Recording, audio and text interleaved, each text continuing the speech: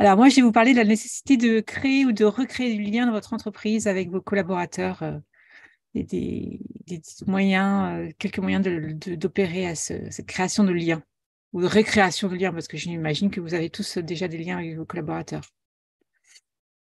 Bonjour à tous, bienvenue pour cette nouvelle édition des Chroniques Melsion pour l'entrepreneur. Tous les vendredis à 10h30, on va parler de sujets qui concernent les entrepreneurs. Donc pourquoi est-ce nécessaire? Toutes les études actuelles montrent que les collaborateurs sont en situation de mal-être. Donc, des cas de burn-out et d'addiction augmentent, addiction de toutes sortes, burn-out de plus en plus présent.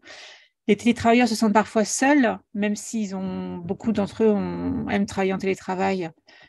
Ça crée une certaine forme de solitude puisqu'on échappe, on n'a plus accès à toutes les petites conversations de la machine à café, des bruits de couloir, etc., qui parfois manquent, sachant qu'en moyenne, maintenant, 56% des salariés français travaillent en hybride lors des dernières études.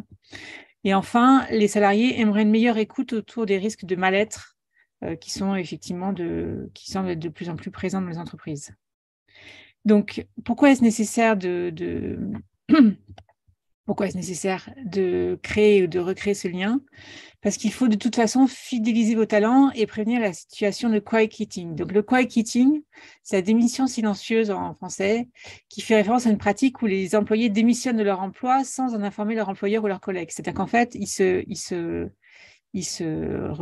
retirent un peu ils se retirent peu à peu de leur travail, ils réduisent leur charge de travail, ils prennent plus de congés, ils évitent les interactions sociales au travail et de façon générale, ils diminuent leur engagement, ce qui veut dire que ça pose quand même souci assez rapidement en termes de productivité et d'efficacité globale.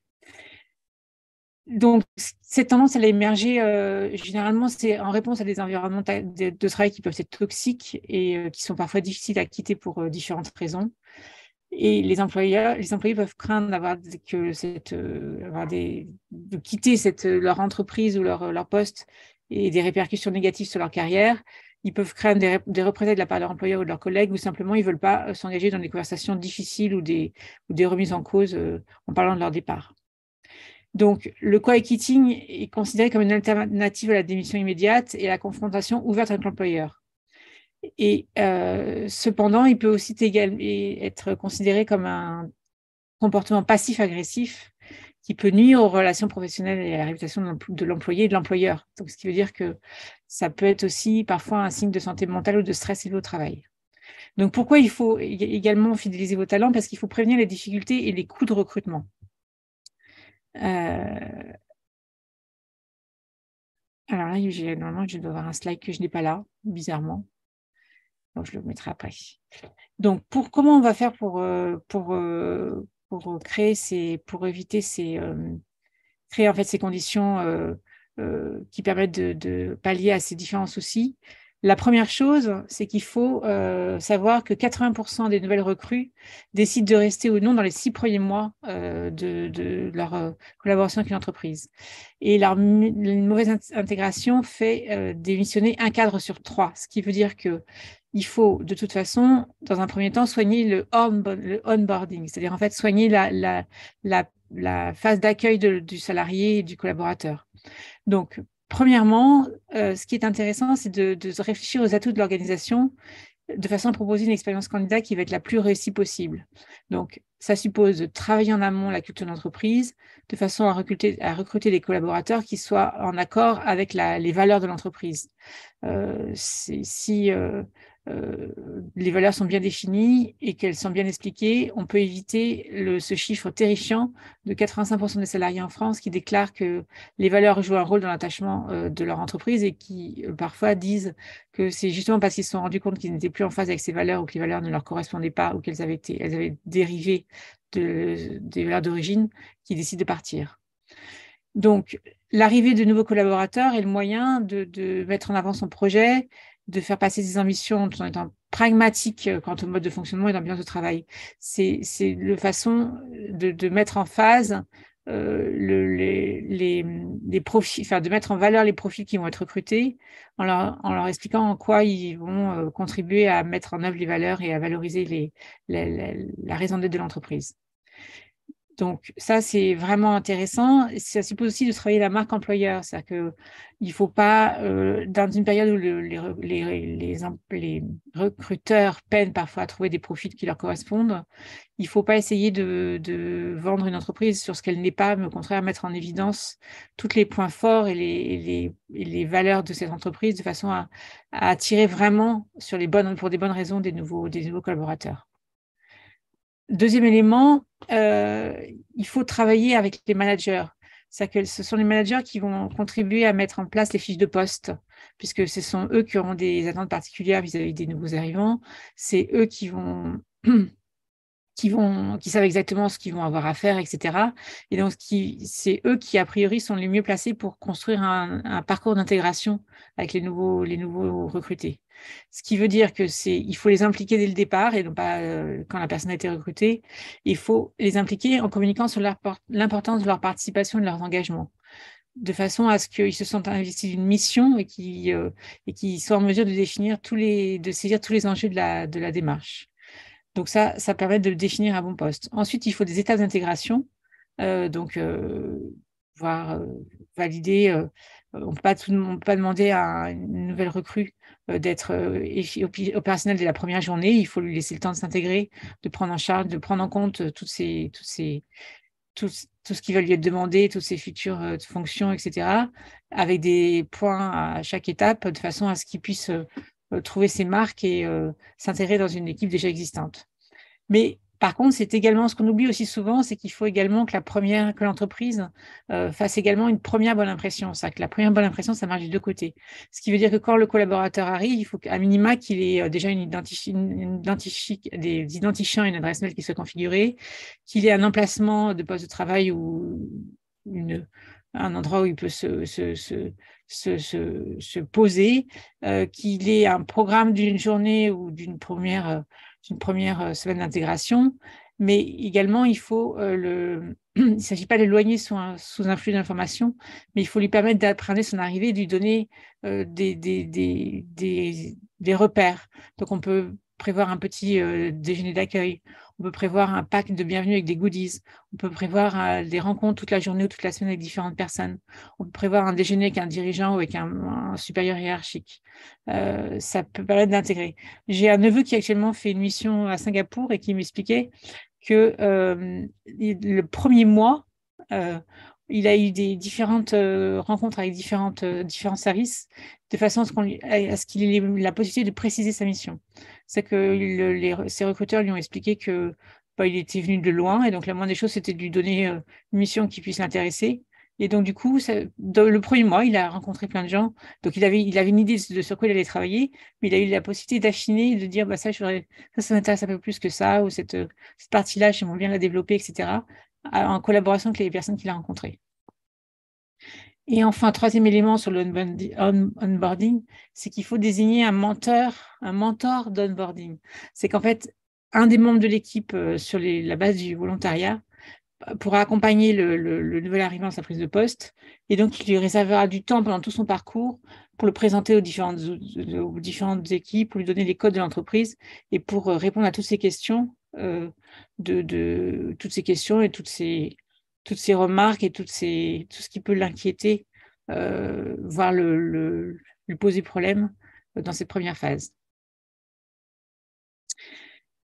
Avec évidemment, donc pour que ça fonctionne, il faut organiser un suivi et des rencontres régulières avec différents membres, voire différents membres de la hiérarchie.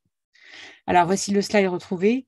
C'est qu'actuellement, le coût d'un mauvais recrutement, ça oscille entre 30 000 € et 150 000 €.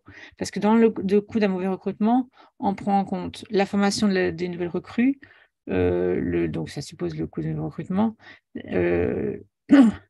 mais on prend en compte également le coût d'un licenciement s'il décide de partir, ou le coût d'un maintien en poste si jamais il reste, mais que ce n'est pas la bonne personne, et également la perte de motivation de l'équipe et la potentielle mauvaise image donnée aux clients et aux fournisseurs. parce qu'a priori, même la personne qui n'est pas au bon poste, elle continue d'être en contact avec ses clients, avec les clients et les fournisseurs, et donc ça là, peut avoir des conséquences négatives sur l'image de l'entreprise. Donc, comment engager et motiver vos collaborateurs? Donc là, je pense qu'il y a plein de choses que vous faites déjà, parce que je n'imagine pas que vous puissiez passer au travers de ça. Bon, il y a aussi des gens qui sont tout seuls, mais ils sont peut-être amenés à avoir des collaborateurs un jour ou des personnes qui travaillent régulièrement. Et donc, je ne voudrais pas enfoncer les portes ouvertes, c'est juste rappeler les grands principes, mais que je pense que vous les connaissez à peu près tous. Donc, premier élément, il faut être reconnaissant du travail effectué. Donc, ça suppose de valoriser la reconnaissance du travail, donc le partage des objectifs, des moments de célébration, des explications sur les difficultés, des chartes d'engagement. C'est en fait prendre l'humain dans son intégralité. C'est-à-dire que si tout le monde, dans une entreprise, tout le monde est un peu un pion sur un échiquier global et donc doit affirmer sa position et chacun a sa place dans une stratégie globale, ce qui veut dire que malgré tout, il faut quand même que cette personne, elle puisse prendre sa part, enfin, c'est une personne à part entière, donc ça suppose qu'elle puisse prendre son, jouer son rôle avec tout ce qui la compose, c'est-à-dire sur le plan du pratique du travail, des compétences professionnelles, mais également sur le plan de l'investissement dans le travail, des résultats et d'atteindre des objectifs, également sur tout ce qui est existentiel, c'est-à-dire pour sa personnalité, ses qualités. Et donc, ça suppose qu'il faut que vous saluiez et que vous soyez reconnaissant de ça. Donc, je pense que vous avez les principes de base, commencer par le positif avant d'aller dans le négatif, entre autres. Donner plus de visibilité aux actions des uns et des autres en mettant en avant leur réussite. Donc, dans des réunions d'équipe ou entre équipes, valoriser ce qui a été fait, rapporter à chaque individu ce qu'il a eu, l'action qu'il a eu effective, l'action positive qu'il a eu effective, l'action effective qu'il a pu avoir dans un processus global. Instaurer une relation de confiance. Alors, la confiance, c'était un sujet assez polémique en début de pandémie, quand les gens commençaient à travailler chez eux, puisqu'il y a eu des dérives en termes de management. Certains managers avaient été un peu réticents à l'idée que leur équipe leur échappe d'un point de vue présentiel et donc ont mis en place des systèmes de surveillance accrue, des contrôles continus, ce qui a fait que ça a un peu miné le moral des troupes et ça a parfois terni l'image de l'entreprise. Donc, avec à la clé des départs massifs de certaines organisations qui étaient simplement mal préparées à ce mode de travail. Donc, il faut vraiment instaurer cette relation de confiance, que la confiance joue dans l'engagement et dans la performance des salariés. C'est-à-dire qu'une entreprise avec des salariés qui sont plus engagés sera en moyenne 17% plus performante et 21% plus rentable que celle avec des salariés désengagés. Donc, ça suppose qu'il faut aller plus loin que dans le discours. Il faut mettre en place une réelle politique de télétravail avantageuse. Donc, par exemple, donner la possibilité de faire choisir les jours ou en tout cas un certain nombre de jours de télétravail aux collaborateurs. Il faut avoir un bon équilibre de la charge de travail. Donc, ne pas se dire que quelqu'un qui était en télétravail est corvéable à merci parce qu'il est chez lui et donc il n'a plus le temps de transport et que ce temps de transport, il peut le passer à travailler pour l'entreprise. C'est un des principes de base, mais qui jouent sur la confiance et sur l'engagement des salariés. Et enfin, il faut ce qui est important, c'est de définir un suivi personnalisé de la formation et de la carrière. C'est-à-dire que de plus en plus, il va falloir faire redescendre les RH sur les équipes de ressources humaines au sein de l'entreprise. C'est-à-dire que finalement, en encourageant un suivi personnalisé des salariés, des employés, les équipes RH deviennent des véritables coachs de carrière qui sont dévoués à l'épanouissement des salariés. Ce qui veut dire qu'à l'image des entreprises apprenantes, les collaborateurs vont être choyés pour se voir proposer des plans de carrière qui sont adaptés à leurs aspirations et vont pouvoir avoir le sentiment d'évoluer au sein de leur entreprise, ce qui n'est pas toujours le cas actuellement. Donc, ça peut inclure des plans de formation qui sont définis en fonction de l'entreprise et des enjeux de développement. Ça peut être une manière d'accompagner et de récompenser les collaborateurs les plus fidèles. Et ça permet également, sur un plan plus pratique, d'éviter des frais de recrutement, puisque, a priori, si on fait évoluer les gens, on ne recrute pas à l'extérieur. Il faut enfin ensuite favoriser les échanges transverses.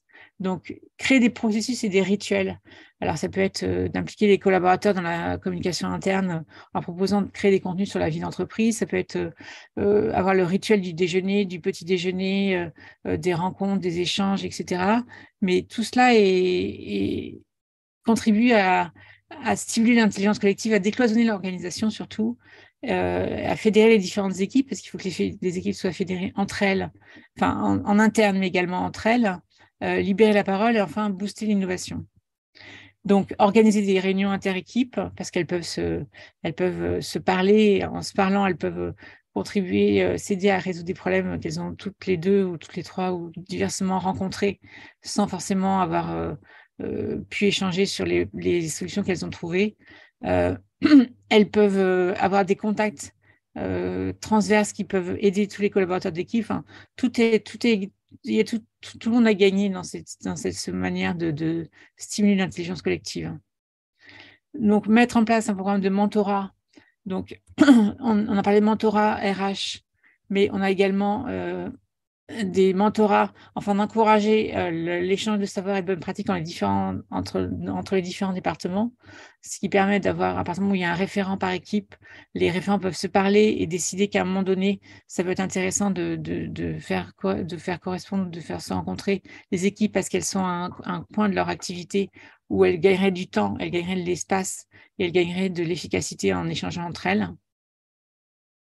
Ça peut également être un moyen de favoriser la transparence et la connaissance des projets de chaque service et d'identifier des projets de collaboration, voire d'identifier des collaborateurs qui seraient susceptibles de passer d'une équipe à l'autre parce qu'ils ont des soft skills ou parce qu'ils ont des compétences qui sont transférables et qui sont adaptables. Et enfin, dans la mesure du possible, mais ça, je pense qu'on est un peu sur une tendance qui est quand même largement répandue, déployer une plateforme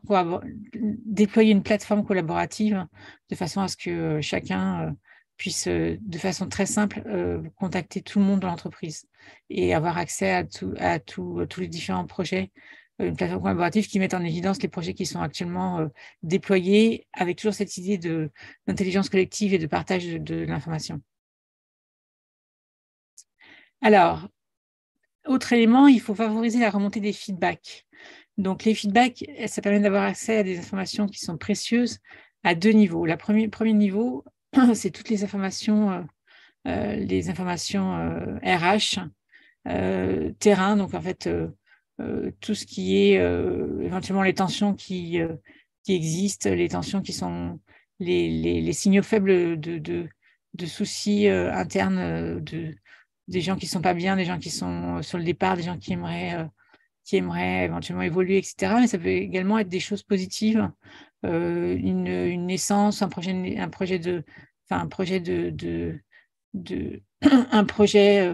personnel qui peut être intéressé l'entreprise et que l'entreprise pourrait éventuellement sponsoriser, une future naissance, une réorganisation des gens qui changent de poste, etc. Bon, ça, ce sont des choses qui s'appliquent quand vous avez des grandes sociétés avec beaucoup de collaborateurs, mais vous permettent de vous tenir au courant de toutes les petites informations qui sont vraiment sur le terrain et que vous n'avez pas forcément, auxquelles je n'ai pas forcément accès actuellement. Et la deuxième information précieuse sur le feedback, c'est qu'elle vous permet d'avoir tous les retours des clients, des idées d'amélioration, des tendances qui sont décelées par le service client, par les gens qui appellent ou qui se plaignent de choses ou qui font des suggestions, etc., de façon à mettre en place une politique de lean dans l'entreprise. Donc ça, le lean, il faudrait vous en reparler ultérieurement, parce que c'est un des grands sujets de mission, mais de façon à avoir une politique d'amélioration constante des produits et des services que vous pouvez offrir. Et donc ça, c'est effectivement avoir vraiment chaque collaborateur doit pouvoir à un moment donné remonter de l'information à tout niveau, de façon simple et efficace. Alors, faire preuve d'inclusion, ça suppose que faire preuve d'inclusion, ça suppose que vous soyez il faut que vous vous adressiez à tous les collaborateurs. Donc, quand je dis tous les collaborateurs, c'est y compris ceux qui ne sont pas forcément actuellement, qui ne sont pas forcément ceux à qui on est le plus en contact. C'est par exemple ceux qui n'ont pas qui ont des postes postés sans ordinateur connecté, donc du coup qui sont parfois plus difficiles à joindre via la communication interne qui peut passer par essentiellement des données numériques. C'est également s'adresser aux collaborateurs qui sont loin du siège. Parfois, on a des entreprises qui sont très centrées autour du siège social et où les usines sont un peu oubliées.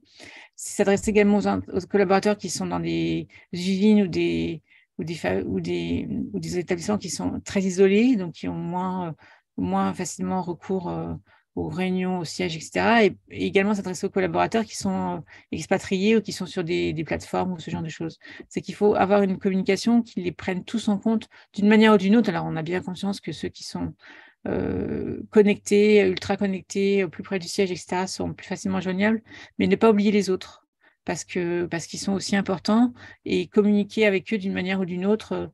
J'ai vu chez un client il n'y a pas très longtemps qu'ils aient mis en place des campagnes d'affichage pour communiquer dans les usines où tous les collaborateurs étaient sur des chaînes d'usines, donc sans connexion Internet et sans ordinateur personnel ou de bureau. Et donc, ils avaient mis en place des campagnes d'affichage dans les lieux de repos avec des systèmes de dessin qui étaient assez rigolos pour communiquer sur les grandes tendances et les grandes visions, les grandes décisions de ce qu'ils allaient mettre en place sur l'année 2023. Et enfin, il faut créer et s'entretenir le sentiment d'appartenance, le bien-être au travail et donc, in fine, la fidélisation. Donc, le sentiment d'appartenance, c'est le fait ou la fierté d'appartenance, c'est le fait pour un salarié de se sentir partie d'une communauté de celle de l'entreprise. Donc, c'est le sentiment de se sentir bien, de pouvoir s'identifier à elle. Et donc, ce qui veut dire que ça impacte, c'est un élément psychologique qui va impacter de nombreux aspects de la vie au travail. Ça va être plaisir de venir travailler, une motivation, une implication, une entente avec les collègues. Et donc, c'est important pour une entreprise de nourrir et de protéger ce sentiment d'appartenance. Créer davantage de cohésion, c'est aussi un moyen de limiter l'isolement des salariés. Donc, j'ai parlé de travail, mais pas seulement, les gens ne sont pas forcément. Ce qui veut dire qu'il faut pour cela entretenir des temps forts en présentiel et en visioconférence. Donc, des séminaires, des webinaires, des afterworks, des événements sportifs, etc. De même qu'il faudrait encourager les managers à faire du team building au sein de leurs équipes de façon à favoriser les échanges. Alors, on a souvent parlé en se moquant un peu des baby-foot dans les entreprises ou des terrains de basket qui ont été installés dans les entreprises pour que les gens se parlent. Au-delà de l'aspect un peu caricatural, toutes ces politiques de qualité du travail ont des véritables bénéfices et permettent aux collaborateurs de casser un peu le système d'équipe et le système de hiérarchie. On n'a pas forcément la même vision d'un responsable hiérarchique quand on a disputé une partie de baby-foot, une partie partager une preuve de sport ou quoi que ce soit avec lui. Les liens sont pas forcément, les liens sont parfois plus proches et un peu casser cette distance qui pourrait y avoir entre différentes hiérarchies. Et enfin, il faut également mettre en avant la culture d'entreprise et l'actualité sur le réseau. C'est-à-dire que il faut que toutes les équipes sachent ce que tout le monde fait et quelles sont les choses qui fonctionnent. Donc, il faut également pour cela avoir des communautés qui sont dédiées aux échanges informels sur le réseau social d'entreprise, par exemple, et encourager les collaborateurs à créer leur propre groupe, par exemple, discuter sur culturelles, de cinéma, de sport, etc. Enfin, tout ce qui peut favoriser la conversation et le partage est intéressant. Donc, en conclusion, ce qu'on peut dire, c'est que finalement, ces partages, ces créer des liens, ça a de nombreux bénéfices tant pour les individus que pour l'organisation. Et donc, tout est gagnant, en fait. C'est le renforcement des relations sociales, ça permet de contribuer au bien-être des employés en créant un sentiment de soutien et d'appartenance à son entreprise. Et ça peut également contribuer à réduire le niveau de stress, de tension, et donc favoriser la meilleure santé mentale et physique de tout le monde. En outre, tout ce qui permet de renforcer les liens d'entreprise peut encourager la collaboration et la coopération entre les différents services et les équipes au travail.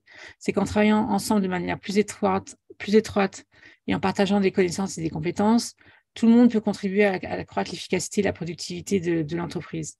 En se sentant plus connecté, plus investi dans le travail, les employés sont susceptibles de rester dans l'entreprise plus longtemps, ce qui peut contribuer à résoudre les coûts, les coûts qui sont liés à la rotation du personnel. Et enfin, je voulais terminer par ce super modèle SCARF qui a été analysé par Patrice lors d'une chronique qui a été diffusée ici en février 2023. Et donc, c'est un modèle qui prend en compte aussi une manière de manager donc, c'est un modèle qui a été publié par le Neuro Leadership Institute, qui est un groupe d'experts en neurosciences et en organisation, et qui prend en compte différentes variables, donc le statut, la certainty, donc le besoin de clarté et de visibilité sur le futur, l'autonomie, le sentiment d'appartenance et de qualité des liens, et le fairness, la justesse des échanges et l'équité de traitement. Donc, je vous invite tout à fait à revoir cette chronique parce qu'elle était très intéressante et il y a des choses à apprendre de cette chronique. Voilà, donc j'ai terminé. Je vais départager mon écran. Hop. Et je redonne la parole à Jean-Christophe pour la suite. Merci, Corinne. Bon, écoute, on a un gros sujet là. Oui, on a un gros sujet, ouais, qui pourra être traité par partie à venir. Non, Et mais après, il faut regarder le SCARF en plus, donc ça fait double chronique. à cette époque où tout le monde a cru à un moment qu'il suffisait de mettre une caméra sur son ordinateur et de se parler, je pense qu'on a des thèmes sur la construction de ce qu'est vraiment l'entreprise, c'est-à-dire un groupe humain, quoi. Oui, puis c'est surtout prendre en compte ce que tout le monde peut apporter. C'est-à-dire que finalement, chacun peut sortir de son poste, de sa fonction, et chacun peut collaborer à différents niveaux, y compris en ayant des idées. Je pense que c'est toujours intéressant de parler avec les gens de ce qu'ils ont enfin, encourager les personnes à exprimer ce qu'ils ont éventuellement repéré de bien ou de pas bien, y compris dans des process. On pourrait peut-être faire plus simple, on pourrait peut-être optimiser telle chose. Les gens sont ravis d'optimiser des choses parce que ça leur fait gagner du temps et ils ont l'impression d'être plus efficaces. Et donc, éventuellement, j'ai pensé qu'on pourrait peut-être faire ceci si la personne peut l'exprimer de façon simple, sans forcément passer par 18 étapes, 14 mails et 12 validations. Ça permet de faire remonter des signaux faibles qui sont précieux, quoi. Je me souviens de l'histoire d'un DG d'un grand groupe de distribution qui faisait sa tournée dans les entrepôts et qui se retrouve face à un pot de départ d'une collaboratrice qui était là depuis 30 ans et qui lui dit vous savez, hein, ça fait 30 ans que j'étais là, vous m'avez payé pendant 30 ans, mais pour le même prix, vous auriez pu aussi avoir mon cerveau, hein. Elle exprimait manifestement le sentiment que on la prenait juste pour des bras et des jambes, quoi. Bah, je pense que dans les entreprises, de plus en plus, on essaie que les managers ou les différents collaborateurs aient un peu une connaissance des personnes aussi d'un point de vue peut-être plus personnel, c'est savoir que telle personne a telle activité caritative à côté, telle passion pour tel sport ou quoi que ce soit, de façon à pouvoir un peu échanger échanger sur autre chose que la météo. J'ai vu une entreprise aussi chez un de mes anciens clients qui, une fois par an, faisait une journée de vie ma vie 2. Et donc, les gens choisissaient en fait quels étaient le poste qu'ils voulaient occuper pendant une journée. Donc, c'était assez intéressant parce qu'il y avait des postes qui étaient pas forcément très incitatifs, mais d'autres qui étaient aussi très demandés. Et il y avait un manager qui avait fait une vie ma vie de secrétaire réceptionniste et qui s'était dit que finalement, c'était pas du tout ce qu'il avait imaginé et que c'était assez l'enfer, tous ces gens qui appelaient et qui avaient des exigences, etc., etc. Et que du coup, il avait réorganisé après et donné organiser ce poste de façon différente pour pouvoir que la pauvre personne qui avait ce poste-là, elle soit moins harcelée et que tout le monde lui tombe dessus parce que c'était l'époque où il n'y avait pas encore de portable et de ligne directe, hein, ça fait déjà un peu. Mais ce côté vie, ma vie 2, ça permettait pour une journée de voir un peu quelles étaient les difficultés et les complexités de chacun des postes, en fait. Ouais, en plus, ça montre, enfin, ça montre d'autant plus la complexité du poste que le manager, il a une compréhension des problèmes supérieure et que ça lui, s'il est bien conscient qu'il a mis des collaborateurs dans une situation où non seulement il y a des choses qui arrivent dans tous les sens, mais en plus, ça s'adresse à des collaborateurs qui ont une compréhension incomplète des enjeux. Ça, c'est en général le bon endroit pour réaliser à quel point on a monté un système qui est pas cohérent. Bah, en même temps, pour terminer sur une note un peu plus à la fois désespérante et drôle, j'ai une de mes amies dans sa société, la secrétaire standardiste, à un moment donné, a fait une grève de zèle, c'est qu'elle ne répondait plus au téléphone, c'était quand même son poste. Et quand elles se sont, c'est une petite société, ils sont une quinzaine, et quand ils ont essayé de savoir pourquoi elle ne répondait plus au téléphone et pourquoi les téléphones sonnaient dans le vide de façon très, très répétitive et très, sans qu'elle elle décroche, elle a eu cette réflexion formidable qui était, c'est jamais pour moi les appels. Et donc, les gens lui ont dit, tu es quand même secrétaire standardiste? Oui, mais je pense que je vaux mieux que ça et qu'il faudrait me faire aussi faire autre chose. Donc, voilà, c'était Peut-être de gens qui appellent, mais c'est jamais pour moi. voilà, c'était le cri Une du cœur. déception. Ouais.